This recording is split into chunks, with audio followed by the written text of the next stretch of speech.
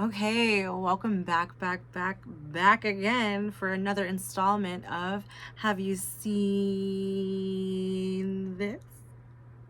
Today we are talking about something that's so near and dear to my heart, something that I take extremely personal. If you only knew how much I cared. This may very well be the biggest development in entertainment history for me. For me. This is probably the best thing that has happened to me in 2024 so far. We are talking about the newest installment of the Walking Dead series. The ones who lived. I know you're saying to yourself, I could have sworn Foxy said that she was done with this show, that she's had it with this show. Maybe one day I'll actually tell you why I felt this way. It hurts too much to even talk about The Walking Dead, to be perfectly honest.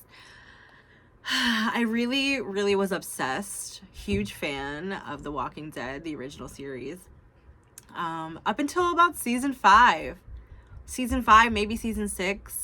Pretty much after everybody died. Spoiler alert, everybody cool fucking dies. I kind of just walked away. And I have tried my best to go back and revisit and try to watch, try to catch up, and it just does not hit. It just does not hit. It's almost as if the writers have completely changed, just like they woke up from a fever dream and decided, like, the show has got to get fucking stupid now. But anyway, this is my personal experience, because I know that there are still big fans. Obviously, the show was popular because it made it to, like, 11 seasons, which I'm happy for, but, dog, they killed, like, the main character of the entire series. I know it took a little while, but, like, dog, Glenn! What about Glenn? He wasn't the main character, but I'm just like... Anyway. So I'm here to talk about the ones who lived. Alright, and pretty much I'm going to read. I'm just going to read what I looked up online. Because I know you're thinking, like, okay, Rick died in season 9. Everyone thought it was over for our dear friend Rick when he kind of blew himself up on this bridge trying to redirect some walkers, aka zombies, aka the unliving, aka the Walking Dead. But no, he did live, and he was captured by a group called the CRM. Don't ask me what that stands for because I'm not looking at any notes right now and I don't want to pull them up. So open scene, it's just Rick from behind. And let me tell you, I know immediately, like, just looking at the quality of the show and just the artistic shot from behind, I could already tell the show is gonna be fire. Like, what am I gonna be doing at least once a week? I don't know what time it comes on, and I don't know what day it comes on.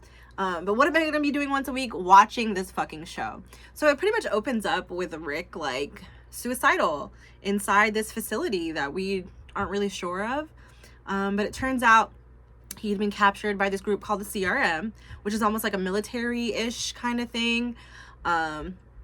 And these are, like, the people who were left over who survived. These are the people who lived.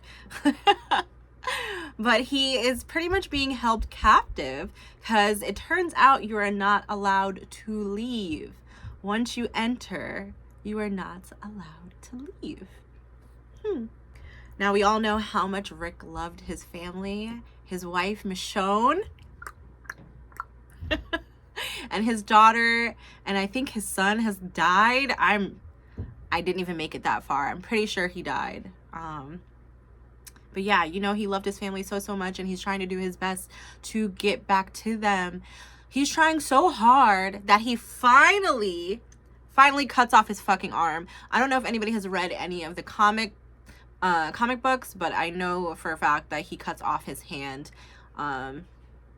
in the series, and I'm pretty sure it happened like way earlier, but they finally made it happen now, and it was badass. He's badass, doing badass things, but to no avail, because he still cannot leave. Now, I am 2 episodes in. That might be all that's out right now while I'm speaking, but I'm gonna go ahead and co-sign for this. And speaking of the 2nd episode, let's jump to Michonne. Miss Michonne is looking for her boo, looking for her man, and doing all she needs to do to get there. But of course, this is kind of a sad episode. You can't have The Walking Dead without death. So we get to see who she comes in contact with and who she has to let go of. But of course, they're spreading so many messages like, you never leave anybody behind. You know, we're a team. And every person matters, especially at the end of the world. But yeah, that's really all I want to say without giving everything away. Just fucking watch this. I need you to watch this. Please, if you're a Walking Dead fan, obviously. Because I'm like, I tried to watch Fear the Walking Dead, couldn't get into it.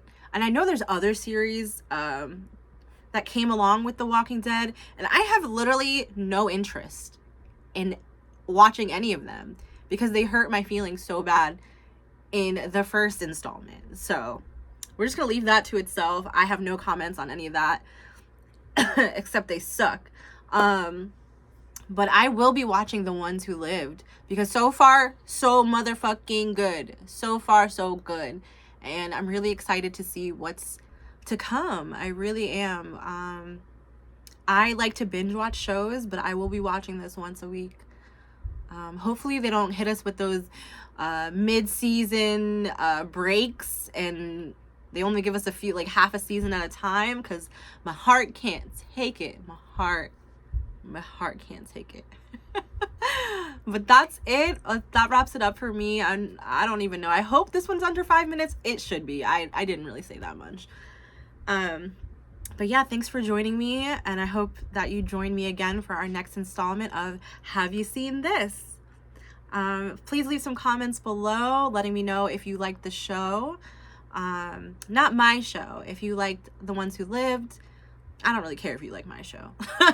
But I do want to know if you like the series, The Ones Who Lived, and how you felt, honestly, about The Walking Dead. Are you still a fan? Did you also quit?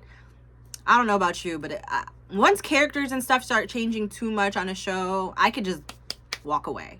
Do you feel the same? Let's have a dialogue about it. And I'm out.